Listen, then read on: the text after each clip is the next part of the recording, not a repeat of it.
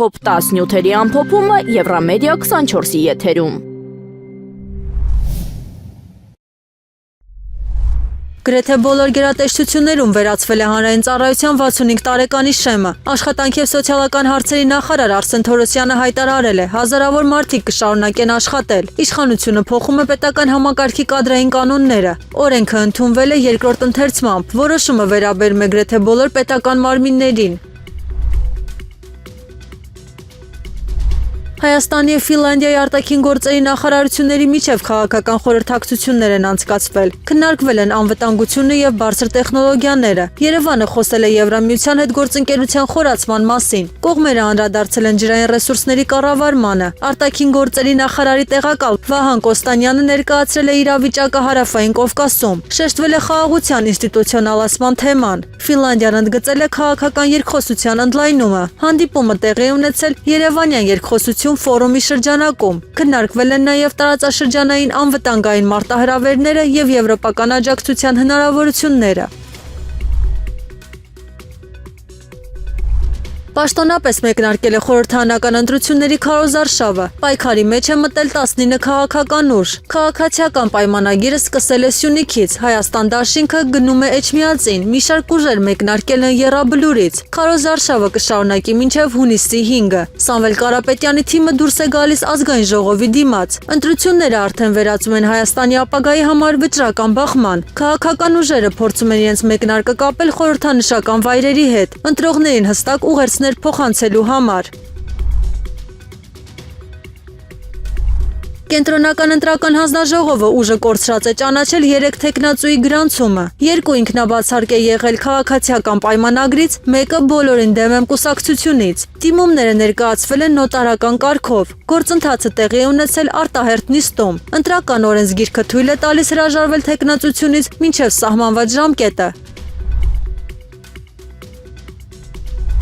Արտաքին գործերի նախարար Արարատ Միրզոյանը հանդիպել է Բելգիայի խորհրդարանի նախագահ Պետեր դը Ռուվերի հետ։ Քննարկվել է Հայաստան-Եվրամիություն հարաբերությունների խորացումը։ Կողմերը խոսել են եվրոպական ինտեգրման հեռանկարների մասին։ Առանձնահատուկ ընդգծվել է խորհրդարանների համագործակցությունը։ Երևանը ներկայացրել է Ադրբեջանի հետ խաղաղության գործընթացը։ Հանդիպմանը անդրադարձ է եղել հումանիտար հարցերին։ Բելգիան աջակցություն է հայտնել առաջադեմ օրակարգին։ Քննարկվել են նաև տնտեսական և ժողովրդավարական բարեփոխումների թեմաները։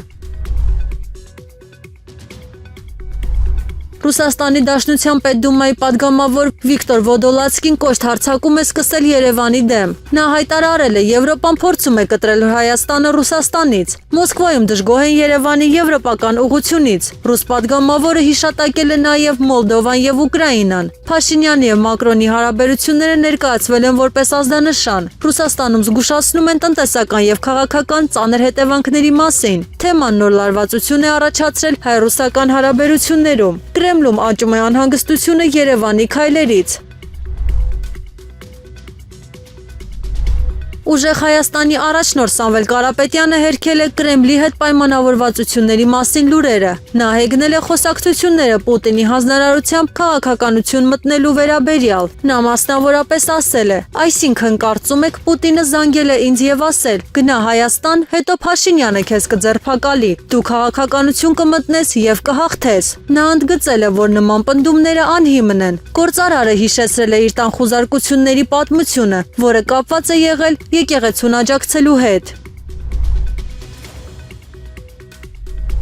Ռուսաստանի Դաշնության արտաքին գործերի նախարարություն է կանչվել այնտեղ Հայաստանի դեսպան Գուրգեն Արսենյանը։ Մոսկվան դժգոհել է Երևանում Զելենսկու հայտարարություններից։ Ռուսաստանը հայտարարել է, որ Հայաստանը անընդունելի հարթակ է տվել Ուկրաինայի առաջնորդ Վոլոդիմիր Զելենսկուն։ Խոսքը վերաբերում է մայիսի 9-ի շքերթի վերաբերյալ սպառնալիքներին։ Կրեմլը դժգոհ է նաև Փաշինյանի լռությունից։ Դեսպանը պարտավորվել է փոխանցել Ռուսաստանի Դաշնության դիրքորոշումը Երևանին։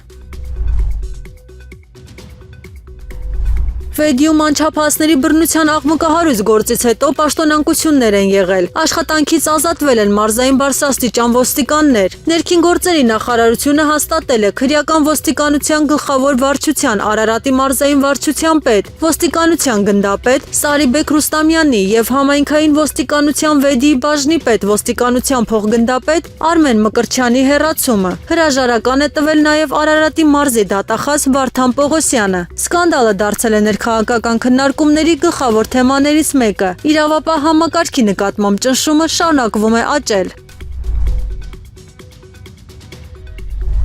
Ռուսաստանի նախագահ Վլադիմիր Պուտինի օգնական Յուրի Ուշակովը հայտարարել է. Երևանը փորձում է երկու աթոռի վրա նստել։ Մոսկվայում դժգոհ են Հայաստանի արտաքին քաղաքականությունից։ Ուշակովը պնդել է. Ռուսաստանի հետ հարաբերությունները ավելի շահավետ են հենց Երևանի համար։ Շեշտվել է ԵԱՏՄ-ի տնտեսական նշանակությունը Հայաստանի համար։ Կրեմլը հիշեցրել է Պուտին-Փաշինյան վերջին բանակցությունների մասին։ Ռուսական կողմը բացահայտ զգուշացրել է Հայաստանի իշխանություններին։ Մոսկվան շարունակում է ուժեղացնել ճնշումը Երևանի նկատմամբ։